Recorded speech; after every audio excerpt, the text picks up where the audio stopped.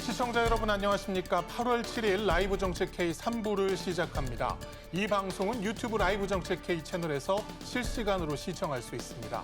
집은 투기의 대상이 아니라 사는 곳이어야 한다는 정부 기조에 맞춰서 부동산 세제 개편안이 나왔습니다.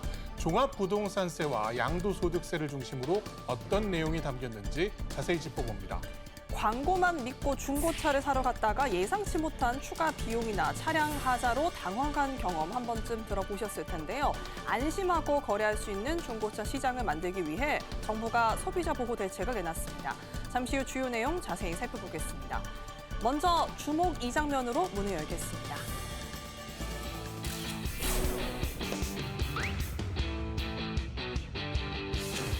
세금 얘기하면 참 정부 입장에서도 어렵습니다. 뭐 인기 있는 일도 아니고요. 그러나 조세 제도가 정상화되지 않으면 형평성 문제가 생깁니다.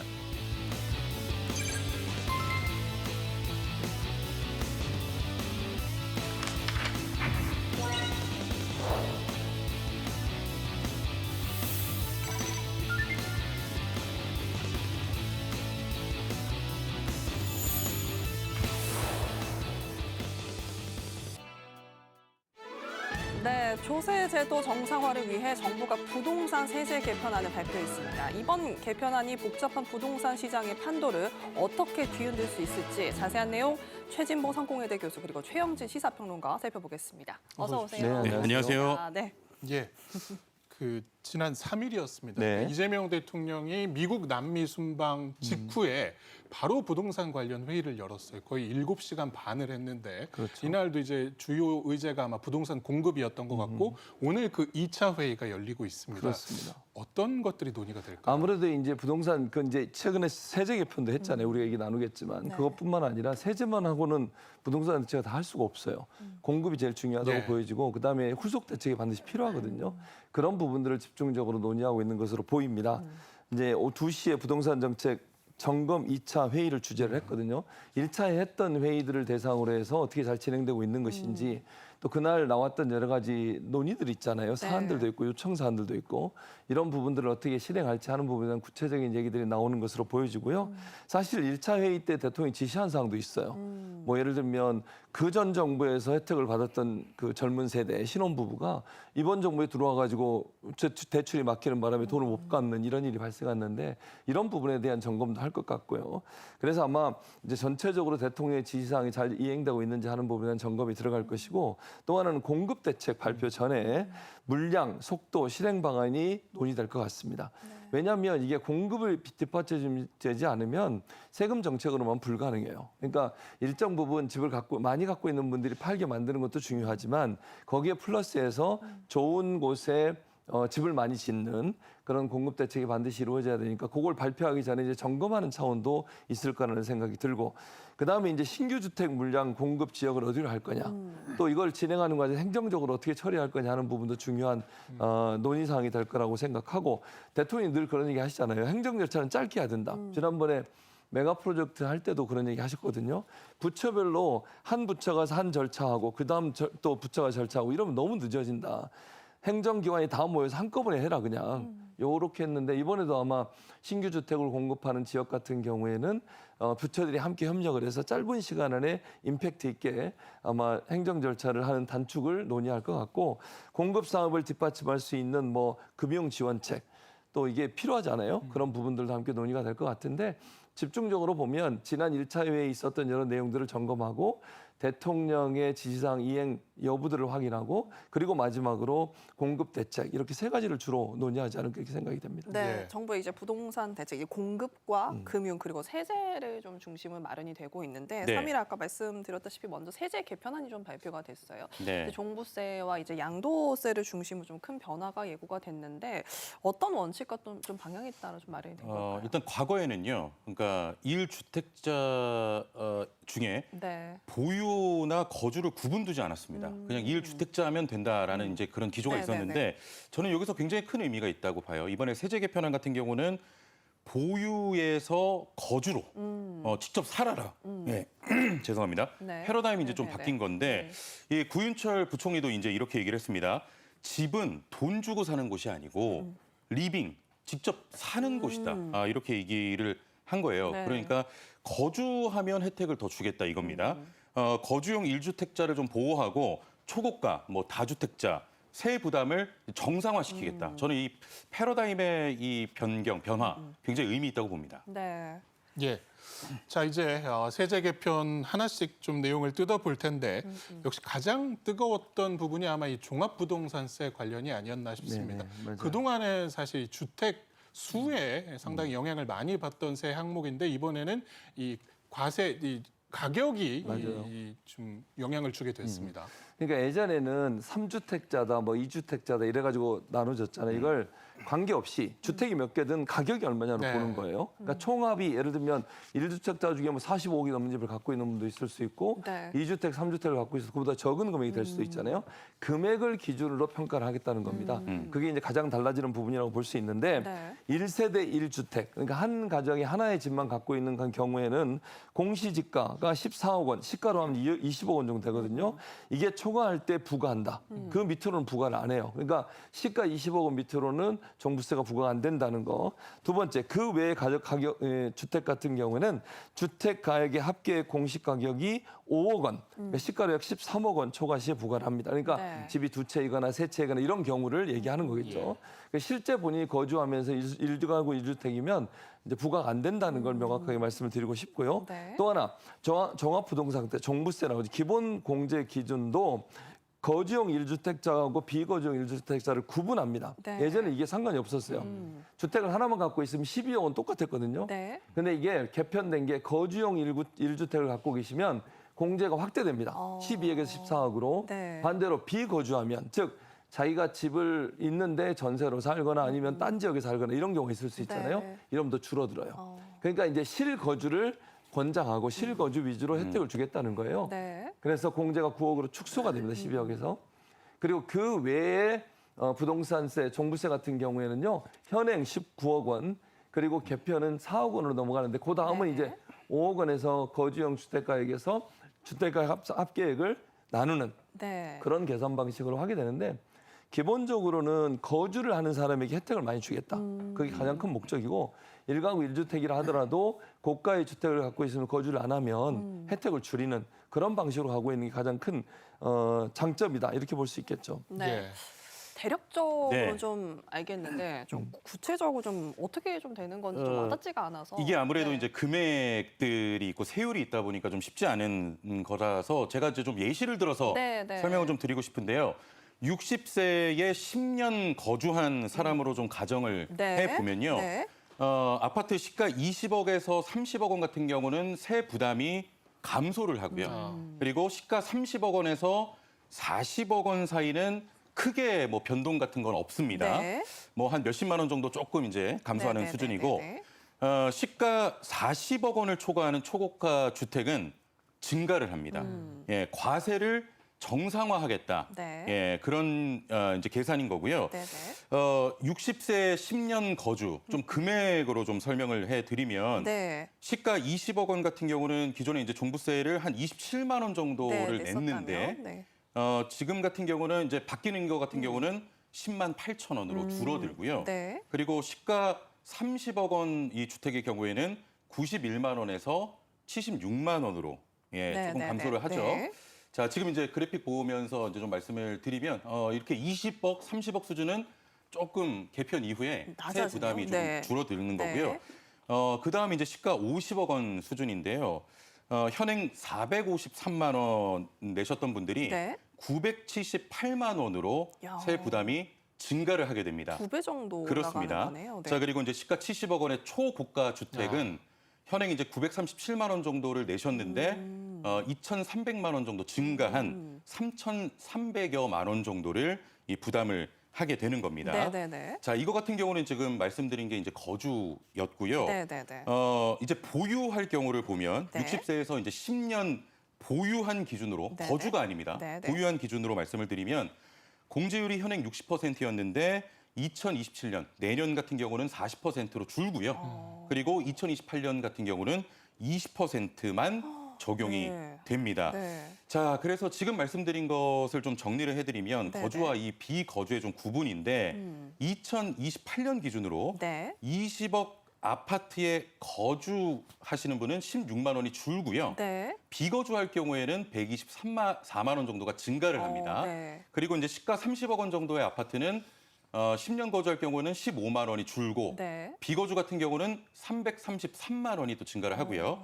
자, 그리고 40억 원 초과할 경우에는 62만 원이 줄고 비거주할 네네. 경우에는 851만 원이 네. 늘어나게 되는 네, 상황입니다. 네, 예. 이렇게 또 사례를 또 들어서 금액별로 알아보니까 좀 예. 더 와닿는 것 같습니다. 예, 일부 이제 세금이 줄어드는 분들도 계시고 네. 초고가 주택 같은 경우에는 대폭 이제 네, 세금이 인상이 늘어나는 되네요. 상황이긴 한데 자 이제 양도소득세도 좀 살펴보겠습니다. 이 경우에는 이제 주택을 팔 때 내게 되는 세금이긴 한데 기존에 이게 얼마나 오래 가지고 있었느냐가 관건이었다면은 앞으로는 이 집에 얼마나 오래 살았느냐가 관건이 되는 것 같습니다. 네, 말씀하신 것처럼 거주가 이제 중요해지게 되는 거죠.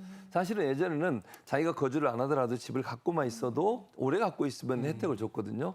근데 그러다 보니까 사실은 실수요자가 아니라 뭐 경제적인 이익을 목표로 해서 부동산 투자를 하시는 분들이 계실 수 예. 있잖아요. 네. 본인이 꼭 거기 사지 않은데도 뭐 예를 들면 오를 수 있는 지역에 집을 사놓고 본인은 이제 본인이 사는 지역에 살고 이런 경우들이 있었는데 이걸 좀 해결해 보겠다는 목표라고 저는 생각을 하고요. 그런 차원에서 본다면 양도세 공제 기준을 보유해서 거주로 바꿨다는 게 가장 큰 특징이라고 할 수 있는데 주택 그래서 이름도 이렇게 바꿨어요. 주택 장기 보유 특별 공제 이렇게 불렀거든요. 요걸 장기 거주 소득 공제로 변경을 예. 합니다. 네. 그리고 이제 주택 외 다른 건물들은 장기 보유 소득 공제 명칭을 변경하게 되는데요. 예를 들어 볼게요. 1세대 그러니까 1가구 1주택자 같은 경우에 이제 보유하게 되면 연 4%의 혜택을 받고요. 최대 40%고요. 그리고 거주하게 되면 4%더 받게 됩니다. 그러니까 총으로 하면 연 8%의 혜택을 받게 되는 거죠. 네. 그러니까 보유만 하고 있으면 4%지만 거주까지 하면 플러스해서 4%더 받으니까 2배로 혜택을 받게 되는 것이고 다주택자 같은 경우에는요. 보유는 2% 그리고 거주는 연 2% 줄어드는 거죠. 그러니까 네. 보유하게 되면 보유만 하고 있으면 2%라면 거주까지 하면 2배, 4%로 총 8%까지 더 혜택을 받게 되는 그런 제도로 바꿨다고 볼 수 있을 것 같고 1년 유예 후에 단계적으로 시행을 한다고 정부는 밝히고 있고요. 그다음에 공제 수준을 좀 더 합리화하기 위해서 장기 거주 소득 공제 한도를 신설합니다. 예전에는 공제 금액이 한도가 없었어요. 그러니까 왜냐하면 집이 비싸면 막 엄청나게 이익을 많이 얻잖아요. 네. 근데 이걸 한도를 안 두다 보니까 뭐 아무리 비싸게 뭐 예를 들면 좀 과장해서 말해서 100억의 돈을 벌더라도 한도가 없으니까 그냥 혜택을 다 받는 거예요. 근데 이번 같은 경우에는 최대 10억 원 한도를 신설해 놨습니다. 그래서 10억 원 이상은 혜택을 못 받게 되는 거죠. 그래서 좀 이거는 조세 형평의 의미도 있다고 생각해요. 그러니까 예를 들면 돈이 많이 벌었는데 거기에 대한 혜택을 받으면서도 예를 들면 세금을 제대로 안 낸다. 그거는 국민들에게 저항할 수 있는 여러 가지 논리가 되잖아요. 월급쟁이들이나 뭐 이렇게 돈 그 개인적으로 버는 분들 입장에서는 세금을 다 내게 돼 있잖아요. 근데 집으로 엄청난 돈을 벌고 소득이 있었는데도 그걸 그렇게 세금을 적게 내고 끝나버리는 것은 조세 정의에 맞지 않다는 관점에서 상한선 공제액 상한선을 10억으로 맞춰놨다는 점도 달라지는 부분이라고 볼 수 있습니다. 네, 그러니까 양도세 공제 제도 중심으로 좀 변경이 된 건데 사실 이렇게 공제 제도가 좀 바뀌면 네. 실제로 세부담이 어떻게 달라지는지 좀 잘 모르겠거든요. 예, 요것도 그것도 좀 구체적으로 제가 한번. 구체적으로 네, 또 들어볼까요? 금액을 좀 들어서 설명을 해드려야 될 것 네, 같아요. 네. 자, 아까 전에 이제 우리 최진봉 교수님께서 말씀하신 오래 가지고 있기만 해도 양도세 공제 혜택을 받았었는데 네. 이게 사라지는 겁니다. 장기 거주 소득 공제로 이제 바뀌었던 네. 부분이 이제 포인트고요. 네. 일단 12억에 산 주택을 네. 2년 거주하고 10년 보유한 뒤 네. 32억에 팔 경우 양도소득세 현행 같은 경우는 2억 3,600만 원에서 네, 네. 2029년에는 4억 500만 원으로 정도. 예, 네. 이렇게 이제 변경이 되는 건데요. 이게 어떤 거냐면 현행 거주 1년 4%, 네. 지금 2년 거주했으니까 8%, 네. 그리고 보유 10년, 1년에 4%에서 40%, 48%를 공제를 받았었습니다. 네, 네, 네. 현행이에요. 네. 자, 그런데 보유를 없앱니다. 네. 아. 거주 2년, 그러니까 8%씩 2년 해서 16% 공제 받아서 지금 저 어떤 그 계산액이 나오는 거죠. 네네네. 예. 4억 500만 원 정도 되는 예. 것 같고요. 그 실제로 본인이 거주하지 않는 주택을 이제 팔고 싶은 이 다주택자 같은 경우에는 이렇게 예. 양도세 중과가 이루어지다 보니까 이게 부담이 돼서 집을 내놓기가 좀 어려운 분들도 계시거든요. 그래서 네. 정부가 퇴로를 마련한 것이 이걸 한시적으로 완화를 해주기로 했는데 그렇다면 언제 집을 내놓는 것이 또 아. 유리한지도 궁금합니다. 일단은 뭐 정부가 이제 다주택자 양도세 중과 유예를 지난 5월 10일에 이제 종료를 했는데 네. 어떤 이제 형평성이나 네, 이런 네. 문제 때문에 왜냐하면 이 중과 유예 종료를 믿고 처분한 사람들의 또 형평을 또 고려해야 되지 않습니까? 그래서 2028년까지 한시적으로 완화를 했어요. 네. 그래서 이제 뭐 이 기간에 완화되는 기간에 이제 매각을 하시는 게 좋을 것 같습니다. 예. 한편 이제 지난 화요일에 있었던 이 국무회의에서는 세제 개편안뿐만 아니라 이 정책을 결정하는 과정에 대한 대통령의 생각도 엿볼 수 있었는데요. 직접 들어보시겠습니다. 결정 자체는 신중하게 한다. 예를 들면 지금도 조세 정책은 우리가 입법 예고를 해놨고 국민 의견을 수렴하는 과정인데 그 사이에 지적되는 문제들 또는 더 좋은 제안 이런 게 있으면 우리가 결정 전이기 때문에 수렴해서 변경은 얼마든지 할 수 있지만 일단 결정하고 나면 정말로 심각한 문제가 있지 않은 한 이랬다 저랬다 하면 안 되는 거죠. 네, 이재명 대통령이 정책을 결정을 할 때 신중하게 결정을 하되 결정 이후에 좀 일관성 있게 유지해야 한다 강조를 했는데요. 또 일각에서 이 양도세 중과 완화 관련해서 괜히 또 먼저 집을 파는 게 아니냐라는 또 정책의 일관성을 좀 지적하는 목소리가 나오고 있습니다. 어떻게 맞아요. 그 보시나요? 대통령이 그 부분을 지적하신 거잖아요. 정책의 일관성을 보여주지 않으면 괜히 정부가 발표한 내용 믿고 자기는 일부러 빨리 팔았는데 네. 나중에 보니까 또 시간 지나서 또 중과 유예를 해줘버려. 이러면 안 되잖아요. 그래서 대통령이 말씀하신 것처럼 이것도 마찬가지 개념인데 정책의 일관성은 사실은 그 정부가 발표한 정책을 믿고 그 정책에 따라서 본인의 뭐 부동산 매매를 하든 아니면 새로 뭐 사든 이런 것들을 할 수 있도록 만들어줘야 되는 그러지 못하는 게 문제라고 말씀을 드릴 수 있을 것 같습니다. 그래서 이번에도 마찬가지예요. 다주택자들의 양도세 중과세율 2년간 한시적으로 완화했어요. 그러니까 배제한 게 아니에요. 무슨 말이냐면 지난번에는 아예 중과를 안 했잖아요. 네. 근데 그게 5월 9일 지나고서 끝났어요. 근데 이제 유예를 해주면서 2년을 다 유예 기준으로 했는데 똑같이 해주면 그럼 먼저 판 사람은 무슨 그쵸. 내가 바보야 이런 생각이 들지 않겠습니까? 네. 그러니까 대통령의 말씀은 결국은 정부가 어떤 정책을 잘 신중하게 고민하면서 정하고 실행하되 실행되고 나서는 그 정책이 일관성이 유지가 돼야 된다. 그래야만 국민들도 그 정책을 믿고 정부의 발표를 믿고 본인들이 어떤 생활의 변화나 이런 것들을 이끌어낼 수 있는 거 아니겠습니까? 네. 그런 점에서 이번에도 중과 배제를 시키는 건 절대로 아니다. 중과하지 않는 건 아니고 네. 단지 한시적으로 완화를 해준다. 이게 다른 점이에요. 그러니까 오해하시면 5월 9일 날 끝난 거를 왜 다시 하지라고 생각하실 수 있지만 그게 아니고 중과를 합니다. 그러나 완화해서 조금만 중과를 하고 조금씩 팔 수 있는 퇴로를 열어주는 방법을 하는 것이지 아예 중과를 없애는 건 아니라는 거 명확하게 차별화해서 이해하실 필요가 있습니다. 네. 예. 먼저 파신 분들 손해 보는 일 없도록 네. 좀 세심하게 잘 해나가길 바랍니다. 네. 그리고 역시 전반적으로 종부세도 그렇고 양도세도 그렇고 결국은 이 거주가 가장 중요한 네, 요소인 것 거주죠. 같습니다. 예. 실제로 살았는지 여부인데 살다 보면은 이제 뭐 취약이라든가 취업이라든가 뭐 그렇습니다. 해외 체류라든가 이런 일 때문에 주소지를 변경하고 실제 거기에 살지 못하는 경우가 예. 생긴단 말이죠. 이런 부분들은 좀 어떻게 챙겨야 할까요? 그런 부분도 당연히 세심하게 좀 배려가 됐습니다. 일단 양도세나 이제 종부세 산출할 때 비거주 기간을 거주로 인정하는 그 예외적 상황을 또 고려를 한 건데요. 학교나 뭐 직장이라든지 그리고 해외 체류 그리고 봉양 등을 인정해 주기로 한 겁니다. 최장 3년 정도 이 거주로 인정을 해 주는 거고요. 네. 뭐 재개발 재건축으로 이제 취득한 신축 주택의 경우에는 공사 기간의 또 절반을 인정을 해 주는 식으로 아무래도 상황들이 다 각자 있잖아요. 네. 이런 부분도 아마 다 고려를 해서 이 주거에 다 산정이 되는 것 같습니다. 네. 예. 한편 또 이번 개편으로 장기간 이 한 집에 거주를 했던 고령자 2주택자의 부담이 오히려 더 커지는 게 아니냐라는 또 목소리가 나오고 있는데 정부는 이런 지적에 대해 좀 어떤 입장인지 궁금합니다. 일단 원칙적으로 먼저 말씀을 드리고 싶은 건 뭐냐면요. 종부세 같은 경우에는 실제적으로 세부담이 늘어나는 것은 45억 이상의 고가, 아주 초고가 네네네네. 주택을 갖고 계신 분들에 한해서 제한적으로 이루어진다는 걸 명확하게 이해할 필요가 있어요. 네. 이게 마치 뭐 20억, 30억짜리 집을 갖고 있는 분들도 마치 세금 폭탄을 막는 것처럼 말씀하시는 절대로 아닙니다. 45억 이상의 초고가 아파트를 가지고 계시는 경우 네. 이런 경우에만 대상이 된다는 것을 명확하게 먼저 말씀을 드리고 싶고요. 자, 고령자가 1주택을 갖고 있는데 집만 하나 갖고 있는데 집값이 올랐어. 세부담이 증가하는 것에 대해서 정부도 이 부분을 고려하고 네. 1차적으로 거주용 1주택자 등의 고령의 거주용 1주택자들을 보호하려는 대책들을 내놓고 있습니다.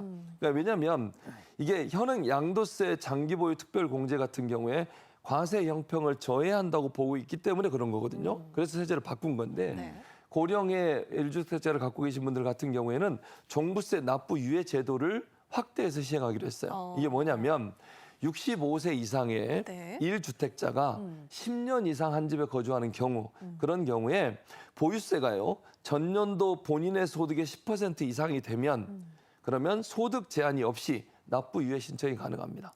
그래서 납부를 유예해달라고 요청하면 유예를 하고 이제 본인이 소득이 올라가거나 이제 낼 수 있는 상황이 되면 그때 납부할 수 있도록 도와주는 역할을 하는 거예요. 네. 그래서 만약 아까 말씀드린 65세 이상 1주택자 10년 이상 거주하신 분 이분들에 한해서는 보유세를 유예해주는 납부를 유예해주는 이 제도를 활용하시면 당장 돈이 없는데 납부할 돈이 없는데 집도 못 팔잖아요. 이런 경우는 이걸 신청하시면 정부에서 심사해서 이 해당 사항에 포함되시는 분은 납부를 유예해 준다는 점. 이 점 꼭 기억하시면 좋겠고요. 네. 현금 유동성이 부족한 고령 납부자들을 위해서 이런 얘기를 하는 거예요. 왜냐하면 아까 제가 말씀드렸잖아요. 집은 갖고 있고 집값은 올랐는데 소득이 없다. 그쵸. 이러면 돈 못 내잖아요. 네. 이런 경우를 대비해서 정부가 만든 대책이란 거 설명드립니다. 네. 예. 이제 일각에서 이 고가 주택 가진 집 주인들이 아무래도 세금 부담이 늘다 보니까 네, 네, 네. 집을 내놓거나 혹은 본인이 실거주를 하러 들어오려는 그렇죠. 상황에서 이 세입자들이 피해를 보는 게 아니냐. 그리고 전반적으로 전월세 물량이 좀 감소를 하거나 오히려 이제 부동산 가격이 올라가는 효과가 있는 게 아니냐 이런 지적들이 나오거든요. 그런 지적들이 나와요. 실제로 그런 부분들에 대한 우려가 있는 것도 사실이고요. 그래서 공공임대의 공급을 좀 확대하겠다고 정부가 밝혔거든요. 물론 이게 시간이 좀 걸릴 수는 있습니다만 네. 실제로 이제 정부가 새로 건물을 짓는 것도 있지만요. 이미 지어진 건물 중에 분양이 안 되거나 아니면 어떤 이유 때문에 정부가 소유하거나 아니면 정부가 매입을 해서 그걸 공공임대로 또 낮은 가격으로 그러니까 저렴한 가격으로 공급하는 경우도 많아요. 그래서 이 LH나 이런 재단 어떤 공공기업들을 통해서 일단 집들을 좀 사서 그 집들이 공공임대로 나갈 수 있도록 하는 그런 방안들을 고민하고 있는 상황이고요. 네. 또 하나는 청년들이나 이런 신혼부부들 주거비 부담을 안 하게 한 방안을 지속적으로 추진하기로 했습니다. 일단요, 이게 그 많은 분들이 또 뭐 국민의힘이나 이런 야당들은 그런 공격을 또 많이 하시던데 청년이나 신혼부부들이 대출이 어렵다고 하는데 사실은요 대출이 줄어든 과정 중에 청년이나 신혼부부들은 예전에 대출을 그대로 하고 있어요 지금도 주택이 없는 분에 한해서 말씀을 드리는 거예요. 근데 그 부분도 별 변화가 없는데 이제 사회적으로는 그게 인식이 그렇게 돼 있어서 그런데 이 부분을 좀 더 정부가 적극적으로 지원하기 위한 방안들을 지속적으로 추진하기로 했고요. 또 하나 월세에 대한 세액 공제를 좀 더 확대하기로 했습니다. 그리고 공제 대상도 좀 더 늘려서 한시적으로 확대하는 방안들을 추진하고 있는 상황이고요.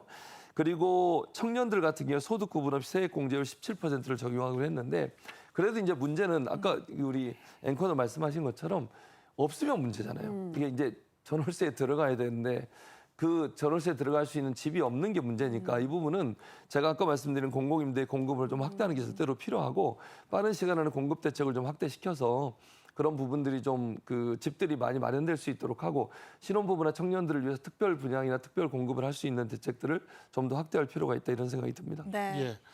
아마 그 대통령 주재하는 부동산 회의가 마무리되면 정부가 조만간에 부동산 공급 대책을 밝힐 텐데요. 그 소식도 들어오는 대로 저희가 자세히 다뤄드리도록 하겠습니다. 다음 주제 영상으로 만나봅니다. 고객님, 광고 보고 오셨죠? 네. 저희 고객님 보니까 딱 생각나는 차 있는데 그거 지금 문이 엄청 많이 들어오고 있거든요. 그래서 얼른 가서 사인하시고 딱 가져가시면 될 것 같아요. 예. 가시죠. 가시죠. 이거 방금 차가 좀 흔들린 것 같은데? 이거 소리도 좀 이상한 것 같고. 이거 괜찮아요? 괜찮은 거예요. 원래 이렇게 나오는 거고요. 약간 이 차가 특징이 와일드한 맛이에요. 아, 그래요? 이야, 가격도 싼데 이 외관도 생각보다 아주 깔끔하네요. 그쵸, 이게 전 주인이 모셔만 놓고 안 탔다고 하더라고요. 이게 성능지 딱 보시면 아시겠지만 정말 깨끗하거든요. 이런 차 없어요. 아, 예.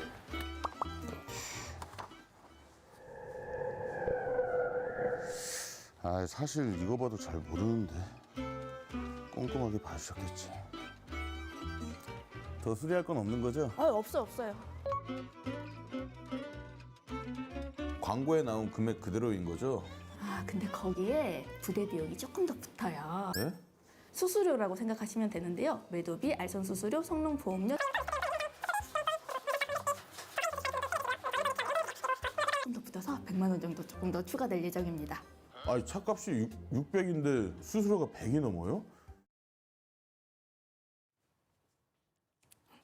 예, 이 중고차 구매 상황을 우프게 표현한 영상 봤는데 혹시 두 분 중고차 구매 경험이 있으신지 모르겠습니다. 저는 사실은 한국에서는 중고차를 구매한 경험은 없는데 미국에 제가 유학 갔을 때 그때 돈이 없어서 중고차를 구매했는데 사실은 그러고 나서 산 가격보다 고치는 데 돈이 더 많이 들었어요. 미국은 또 특히 수리비가 엄청나게 비싸거든요. 예, 주로 자가 수리들을 예, 하죠. 그렇죠. 그래서 예를 들면 부품비보다 인건비가 훨씬 공임이 훨씬 비싸요. 그래서 한 번 차 조금만 고장나도 막 30만 원, 40만 원 들어가는데 그거 보면서 야 중고차를 사다가 이러다가 배보다 배꼽이 크겠구나 이런 생각을 한 적이 있었죠. 평론가님 어떠신가요? 저는 뭐 사실 이제 중고차 산 적은 없는데 뭐 이제 각자 드림카 같은 게 있잖아요. 아, 그 드림카를 보기 위해서 이제 중고차 플랫폼에 많이 들어가요. 그렇죠. 예. 그렇게 맞아요. N땡, 뭐 K땡 네. 뭐 많이 들어가게 네네네. 되는데 사실은 말씀해주신 것처럼 신차 사기가 부담이 될 때 혹은 네. 뭐 또 여러 목적에 의해서 중고차를 구매하게 됩니다. 근데 네. 영상처럼 이 알고 간 가격보다 맞아요. 예를 들어서 뭐 수수료를 더 받는다고 네. 할지 예전에는 또 뭐 미끼 매물도 좀 있었던 것 같고요. 맞습니다. 여러 가지 불합리한 사례들이 좀 있는 것 예, 같습니다. 이게 실제로 이제 중고차 시장에서 피해를 당했다는 소비자분들의 그 사례도 굉장히 많고요. 분노가 굉장히 많은데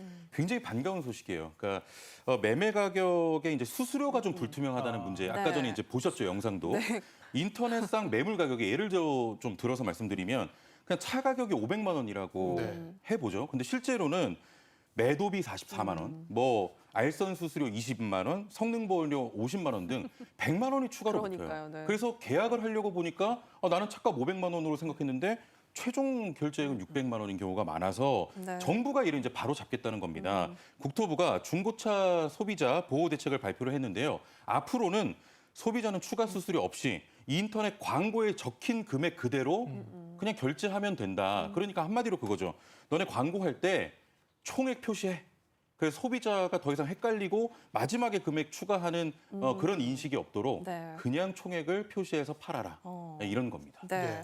가격만큼 또 중요한 게 이제 차량 상태일 텐데요. 예를 들어 침수차 아니라고 했는데 벨트 이렇게 꺼내 보니까 진흙 묻어 있다라든가 그런 식으로 중고차를 사고 보니까 이 성능 기록부와 또 실체 상태가 또 다른 경우가 있는데 네. 요런 경우도 조금 이렇게 분쟁이 좀 조절이 될 수 있나요? 예, 이 정부에서 그걸 마련했어요. 지금 모자란 거 말씀하신 것처럼 그러고 나면 너무 황당하잖아요. 그러니까 일반인들이 가서 차를 다 점검하기 어려워요. 어떻게 네. 합니까? 그거를 전문가도 아닌데 상태를 아는 것도 힘들고 뭐 침수를 당했던 차인지 아닌지도 모르고 이런 상황인데 그냥 막 속여서 팔면 그걸 발견하기가 어려운데 그래서 정부가 이 부분을 좀 더 판매자가 그걸 책임지도록 하는 제도를 바꾸기로 그렇게 정책을 세웠습니다. 네. 보니까요 중고차 민원의 80%가 성능 상태 점검 기록부가 부실하다는 거예요.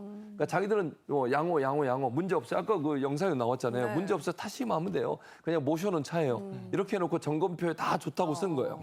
근데 실제로는 그렇지 않았다는 거죠. 그러니까 이렇게 어떤 그 차량을 판매할 목적으로 고가로 판매할 목적으로 문제가 있는 차량의 문제점을 제대로 지적하는 부분 이게 가장 많은 민원이라고 그래요. 그래서 이 부분을 좀 해결하기 정부가 좀 집중적으로 제도를 바꿨는데 현행 점검 기록부 서식은 과거 차량 기준으로 돼 있잖아요. 이걸 바꾸기로 했습니다. 그래서 세부 점검 기준을 만들고요. 그리고 점검 오류 처벌할 수 있는 근거를 만드는 거예요. 네. 그래서 세부적으로 어떤 부분이 미흡하고 어떤 부분이 잘 돼 있고 그리고 만약에 제대로 점검을 안 했을 때 처벌받을 수 있는 규정까지 만들기로 했습니다. 그럼 이제 점검하는 사람들이나 아니면 판매하는 사람 입장에서는 그거 처벌받지 않기 위해서 더 열심히 해야 되는 거 아니겠습니까? 그리고 하자 수리의 책임이나 성능 보험, 하자 수리의 책임을 성능 보험이 주로 책임지도록 하는 구조였어요. 근데 이제 보험을 예를 들면 보험을 또 그럼 가입을 해야 되잖아요. 내가 문제가 발생했을 때 그 보험으로 또 보호를 받아야 되니까. 근데 문제는 뭐냐면 이 소비자에게 전가하는 보험료가 5년 만에 2.2배로 상승을 했다는 겁니다. 이 말은 뭘 상징하냐면 첫째는 하자가 많았다는 걸 얘기하는 거고요.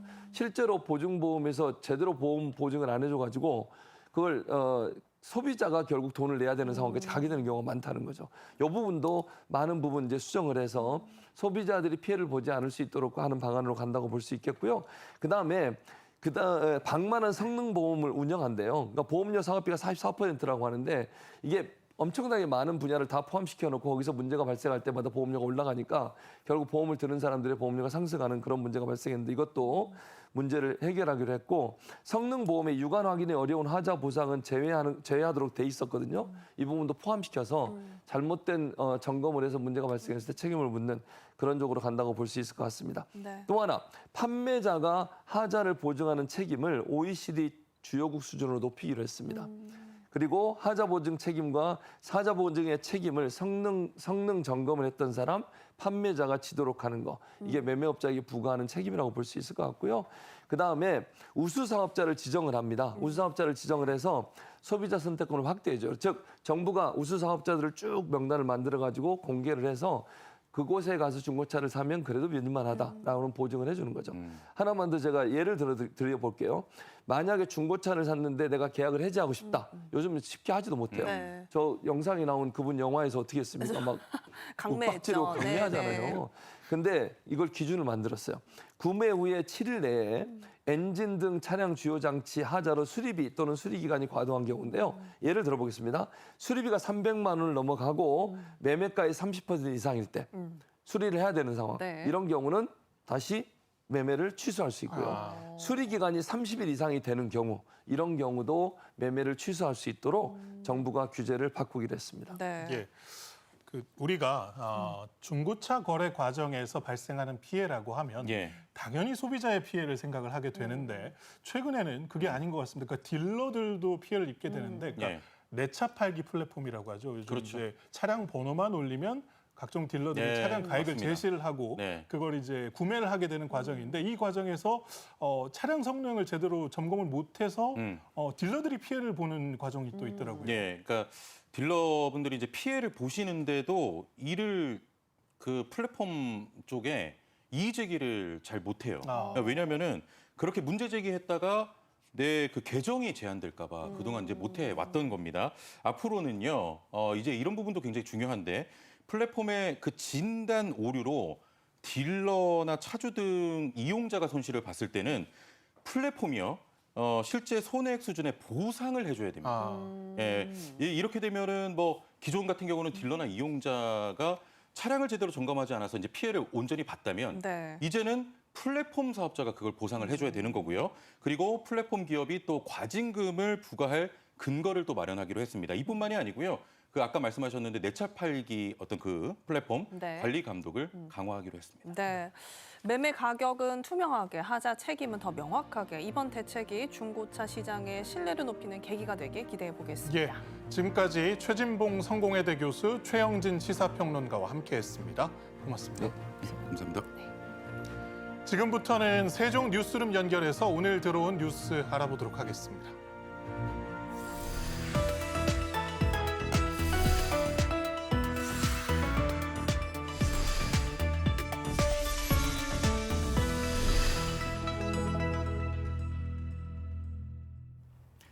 뉴스 첫 소식입니다. 이재명 대통령이 국가폭력 피해자를 청와대 영빈관으로 초청했습니다. 이 대통령은 과거사 정리는 다음 세대에 떠넘길 수 없는 해묵은 과제라며 국가가 책임지고 치유하겠다고 약속했습니다. 최영은 기자입니다. 이춘재 연쇄살인 사건 범인으로 몰려 옥살이를 하다 2020년 무죄를 선고받은 윤석열 씨와 삼천교육대 유가족 등 국가 권력으로 인해 부당한 피해를 입은 이들이 이재명 대통령 초청으로 청와대를 찾았습니다. 이 대통령은 먼저 진심 어린 사과를 전하고 국가가 남긴 상처를 책임지고 치유하겠다고 약속했습니다. 피해자들의 간절한 부름에 충분히 응답하지 못했던 점에 대해서 대통령으로서 깊은 책임감을 느낍니다. 단 한 사람의 무고한 희생자도 나오지 않도록 대통령으로서 무거운 책임의식을 가지고 노력하겠습니다. 이 대통령은 그러면서 국가의 책임엔 유효기간이 없다며 국가폭력 손해배상 청구권엔 소멸시효가 적용되지 않도록 법률적 조치를 했다고 소개했습니다. 형제복지원과 같은 집단 수용시설 인권유린 사건 등을 하나하나 언급하며 이같이 아직 해결되지 않은 사건도 철저히 규명할 거라고 밝혔습니다. 청와대는 긴 시간 외면받았던 개별 국가폭력 사건 피해자에 대통령이 직접 사과를 전한 건 이번이 처음이라고 설명했습니다. 이날 행사에는 70여 명의 국가폭력 피해자 등이 참석했습니다. 정말 너무 고통스럽고 힘든 시간들이었지만 대통령께서 오늘 저희들을 이렇게 불러서 말씀해 주시는데 조금이나마 이 평생 동안 가슴에 맺힌 응어리가 풀리는 것 같습니다. 다시 한 번 더 감사하다는 말씀을 드립니다.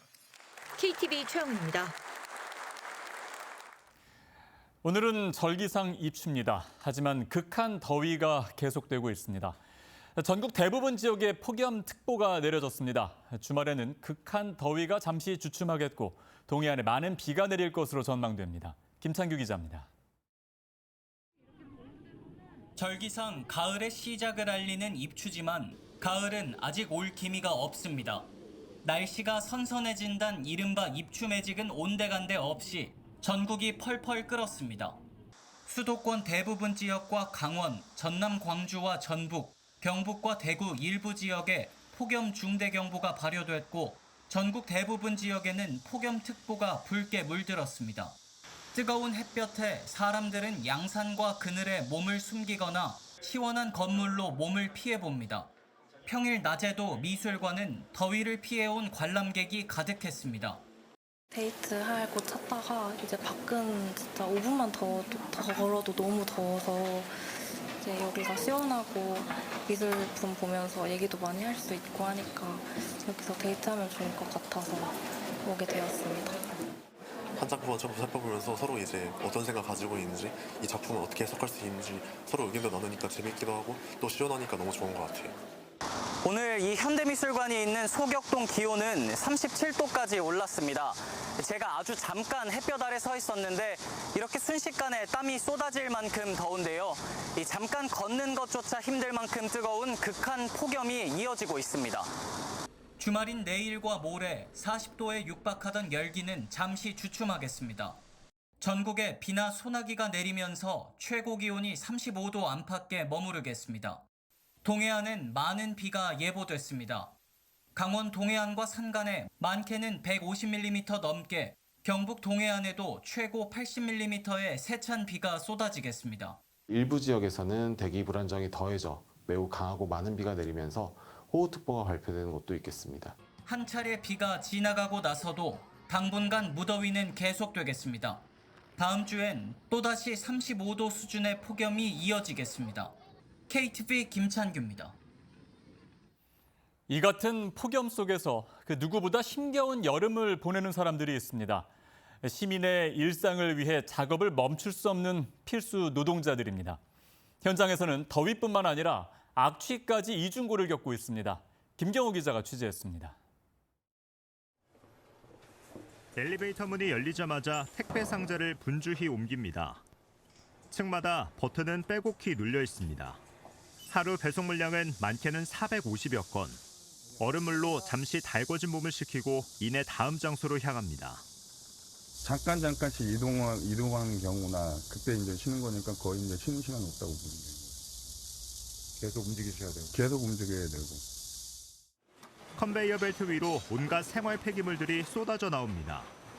이곳의 작업자들 역시 쉴 틈 없이 쓰레기를 분류하고 있습니다. 폭염 속에서도 팔토시와 마스크, 귀마개, 헬멧을 벗을 수 없어 더위를 고스란히 견뎌야 합니다. 힘들죠. 덥고 또 땀도 많이 나고 또 냄새도 여름이니까 심하고 그래서 좀 힘들어요. 작업장 안엔 열기뿐만 아니라 악취로도 가득했습니다. 음식물이 닦이지 않은 배달 용기 유입이 부쩍 늘었기 때문입니다.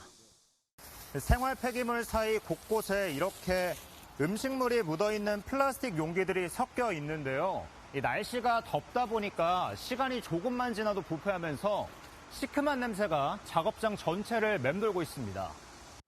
하지만 악취는 현재 노동자 보호를 위한 관리 대상에서 제외돼 있습니다.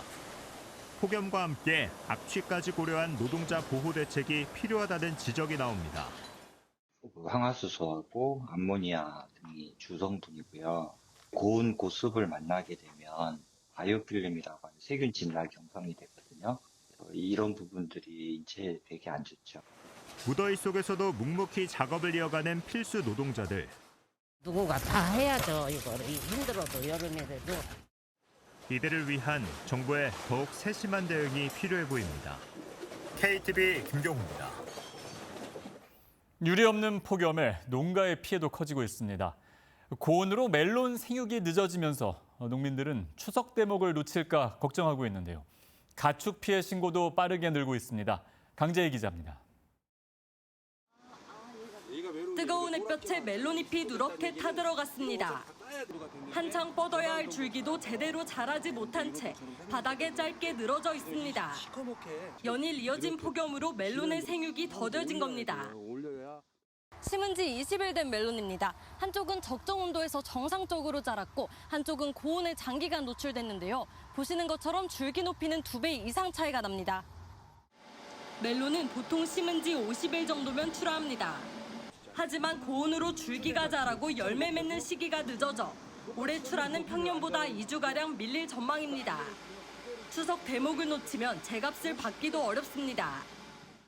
출하 시기가 늦어지면 이게 딱 추석 때 거의 이제 추석 전후로 해서 메론은 가장 가격이 좋거든요. 근데 벗어나 버리면 가격도 좀 다운되고 오히려 투자한 거에 비해서 가격은 더 낮아지니까 더 피해가 크죠. 인건비와 자재비 등 작업비도 한 동당 150만 원에서 200만 원 이상으로 30% 넘게 늘었습니다. 한우 농가도 폭염에 시달리고 있습니다. 소들이 선풍기와 그늘 아래 모여 거친 숨을 내쉽니다. 축사를 빼곡히 채운 선풍기도 열기를 식히긴 역부족입니다. 축사 선풍기를 모두 가동하고 있지만 정오가 가까워지자 내부 온도는 36도를 웃돕니다. 사료 섭취량이 줄면서 체중이 충분히 늘지 않아 출하 시기도 늦어지고 있습니다. 제때 출하하더라도 육질 등급이 떨어질 수 있어 농가 손해가 커집니다. 사료를 적게 먹기 때문에 좀 여기 등급이 그리고 여름 소들이 그 출하 시기는 여름에 지나서 가을까지는 등급이 덜 나온다고 봐야 돼요. 덜 먹기 때문에 여름에.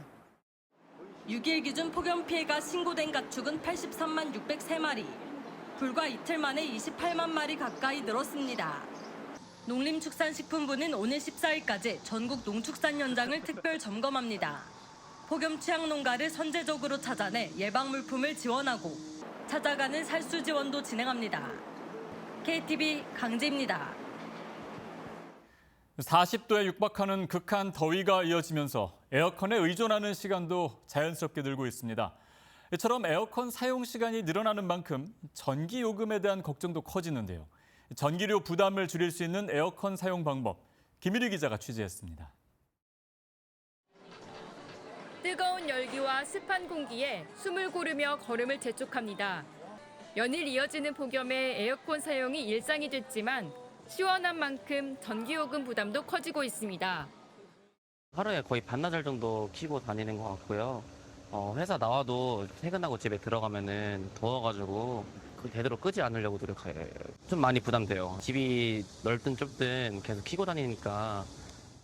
가게를 운영하는 자영업자들의 사정도 별반 다르지 않습니다. 일단 에어컨부터 켜고 있거든요. 그러면 이제 아침서부터 저녁 6시 이제 퇴근할 때까지는 항상 켜놓기 때문에 지금 날씨는 덥잖아요.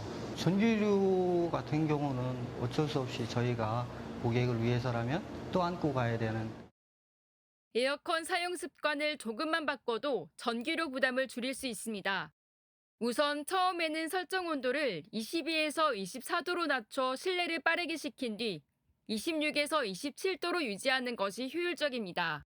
특히 에어컨 필터를 깨끗하게 유지하는 것도 전기요금 절감에 도움이 됩니다. 에어컨 필터를 꺼내보니 눈에 보이지 않는 먼지들이 촘촘하게 쌓여 있습니다. 이렇게 필터가 막히면 찬 공기가 원활하게 나오지 않아 더 많은 전력을 쓰게 됩니다.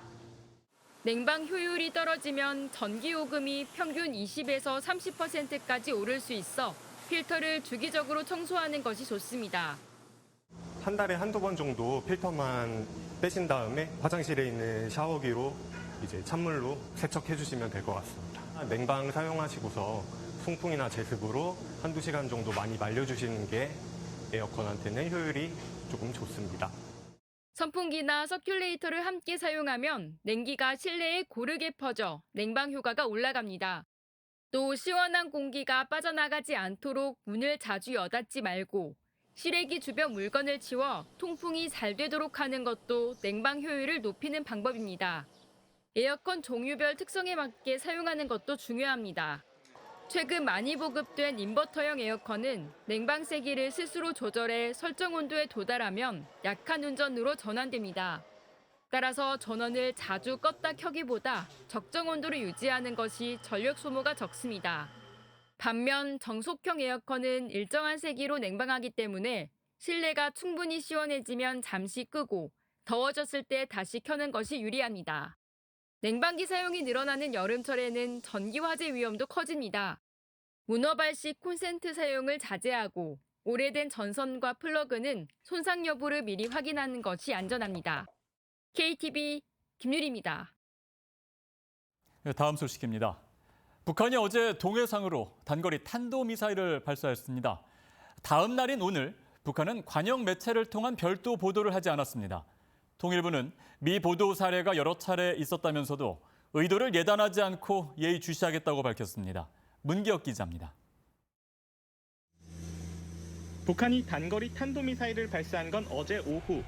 합동참모본부는 이날 오후 5시쯤 원산 일대에서 동해상으로 발사된 단거리 탄도미사일 한 발을 포착했다고 밝혔습니다. 정확한 재원은 한미가 정밀 분석 중이라고 설명했습니다. 이어 한미 정보당국은 발사 초기부터 관련 동향을 추적 공유해왔으며 일본과도 관련 정보를 공유했다고 말했습니다.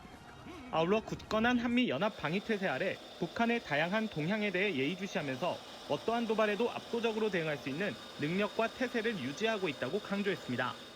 북한의 탄도미사일 발사는 올해 들어 10번째이자 지난 6월 25일 이후 40여일 만입니다. 이번 달 열리는 한미 연합훈련 을지 자유의 방패를 앞두고 이뤄졌습니다. 국가안보실은 발사 직후 긴급 안보 상황 점검 회의를 개최했습니다. 안보실은 유엔 안전보장이사회 결의를 위반하는 도발 행위라며 즉각 중단할 것을 촉구했습니다. 이런 가운데 북한은 통상 다음 날 이뤄지는 탄도미사일 발사 보도를 하지 않았습니다. 대외용 매체인 조선중앙통신과 북한 주민들이 보는 노동당기관지 노동신문 등의 미사일 발사 소식을 전하지 않았습니다. 통일부는 북한 관영 매체에서 미사일 발사 소식을 보도하지 않는 사례가 여러 차례 있었다며 의도에 대해선 예의주시하겠다고 밝혔습니다. 무력과시나 선전 효과가 크지 않은 훈련 점검인 경우에는 미사일 발사를 보도하지 않는 경우도 있습니다. 특별한 사항으로 보고 있지 않고 미보도한 의도에 대해서는 예단하지 않고 예의주시하도록 하겠습니다. 또 한미연합훈련이 시작된 후에 중간결산 또는 총결산 시점에서 추가 도발을 하고 몰아치기식 보도를 할 수 있다는 관측도 제기됩니다. KTV 문기혁입니다. 전세 사기 피해자를 지원하는 제도 중 하나, 바로 전세 사기 피해 주택을 정부가 직접 매입한 겁니다. 그동안 진행된 매입 실적이 10,000 가구를 넘어섰습니다. 보도에 이리나 기자입니다. 전세 사기로 집을 잃을 위기에 놓인 피해자들에게 가장 큰 고민인 주거 문제. 정부는 이런 피해자들을 위해 LH가 피해 주택을 직접 매입하는 제도를 운영하고 있습니다. 경매를 통해 집을 사들인 뒤 피해자가 계속 거주할 수 있도록 돕는 방식입니다. 올해 7월 말 기준 LH가 매입한 전세 사기 피해 주택은 모두 1,200여 호. 제도 시행 이후 처음으로 10,000호를 넘어섰습니다. 특히 올해 들어서는 한 달 평균 750여 호를 매입하며 속도가 빨라졌습니다. 정부는 사전 심사와 매입 절차를 간소화하는 이른바 패스트트랙을 운영하고 법원과도 협의해 경매 절차를 신속히 진행하고 있다고 설명했습니다. 전세 사기 피해 인정도 계속 늘고 있습니다. 지난달 전세 사기 피해 지원위원회는 609건을 추가로 피해 사례로 인정했고 현재까지 공식 인정된 피해자는 모두 42,278명으로 집계됐습니다. 피해자로 인정되면 주거 지원은 물론 저리대출과 긴급 자금 지원, 법률 상담 등 다양한 지원을 받을 수 있습니다. 다가구 주택에 대해서도 피해자 간 합의를 위해서 피해가 어려운 부분에 대해서 찾아가는 좀 설명회를 통해서 피해자분들의 신청을 좀 유도를 하도록. 이 같은 지원은 지금까지 72,000건 넘게 제공됐습니다. 정부는 아직 피해자로 인정받지 못한 경우에도 새로운 증거가 있거나 사정이 바뀌면 다시 신청할 수 있다고 설명했습니다. 또 전세 계약을 앞둔 예비 임차인을 위해 전국 8개 전세 피해 예방 지원센터에서 계약 전 권리관계 확인과 계약서 검토 등을 무료로 상담해주는 안전계약 컨설팅도 운영 중입니다. 정부는 피해자들의 주거 안정을 위해 피해주택 매입을 계속 확대하는 한편 계약 단계에서부터 전세 사기를 예방하는 지원도 강화하겠다고 밝혔습니다. KTV 이리나입니다. 최근 웹툰과 웹소설 플랫폼 이용자가 늘면서 관련 소비자 불만 사례도 증가하고 있습니다. 콘텐츠는 쉽게 구매할 수 있지만 환불은 복잡하고 수수료 부담도 큰 것으로 나타났습니다. 조태영 기자의 보도입니다. 공정위 1372 소비자 상담센터에 따르면 최근 웹툰, 웹소설 관련 소비자 상담이 지속해서 늘고 있습니다. 2023년 50건, 2024년 59건, 그리고 지난해 88건까지 늘었습니다. 피해 상담 유형으로는 계약 해지 후 환불 거부나 과도한 위약금 청구가 가장 많았습니다. 이어 서비스 종료에 따른 콘텐츠 열람 제한과 부당요금 청구 등 부당행위 관련 상담이 많았습니다. 소비자 불만이 확대되면서 한국소비자원은 네이버 웹툰, 카카오 페이지 등 주요 웹툰, 웹소설 플랫폼 7개의 거래 실태를 조사했습니다. 그 결과 콘텐츠 구매는 쉬운 반면 취소, 환불 절차는 복잡한 것으로 나타났습니다. 조사 대상 7개 플랫폼 중 4개는 이용권을 취소하려면 개별 작품 페이지로 이동하거나 고객센터에 문의를 해야 했고, 특히 6개 플랫폼은 별도의 환불 신청 메뉴가 없어 남은 유료 제한을 환불받으려면 고객센터를 통해 신청해야 했습니다. 일부 플랫폼은 본인 인증이나 추가 증빙 서류까지 요구하고 있었습니다.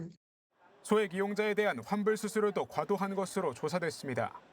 6개 플랫폼이 이용 약관에 환불 시 환불 금액의 10% 또는 1,000원 중 큰 금액을 공제한 후 환불한다고 규정하고 있었습니다.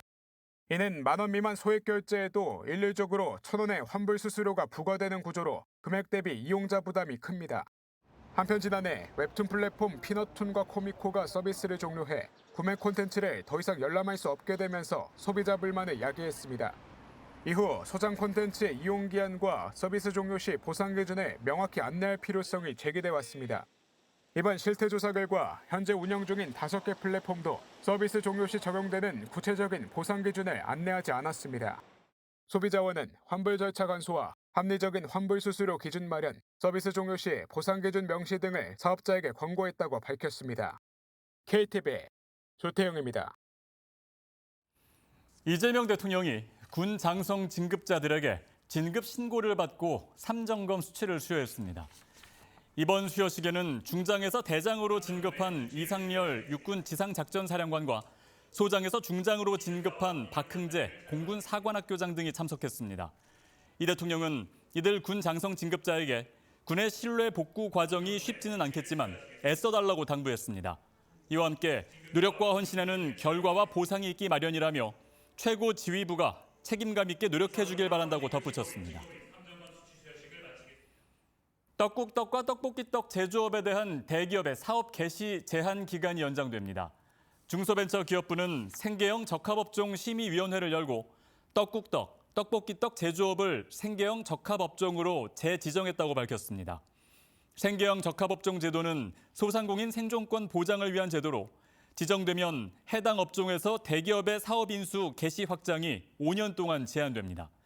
떡국떡, 떡볶이떡 제조업은 지난 2021년 생계형 적합업종으로 최초 지정됐고 올해 9월 만료를 앞두고 있습니다.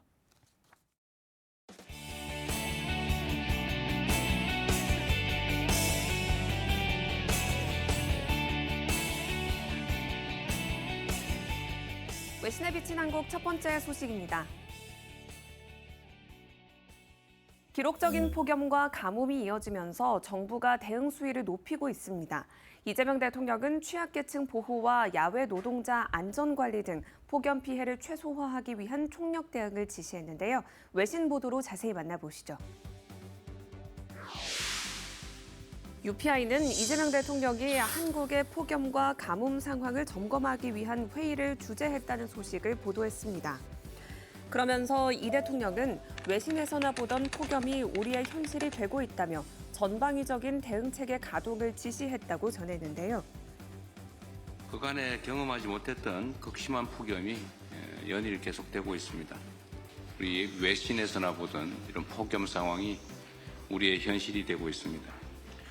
당분간 폭염이 지속될 가능성이 많은 만큼 정부는 비상한 각오를 가지고 폭염이 완화될 때까지 전방위적인 대응 체계를 가동하기 바랍니다.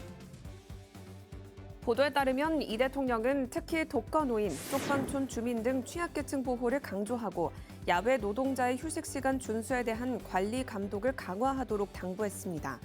이 대통령은 또 남부 지역 가뭄 악화에 따른 수자원 공급 확대 및 물 부족 사태 방지 준비를 지시하고 국민의 생명과 안전을 지키는 것이 정부의 책무임을 강조했습니다.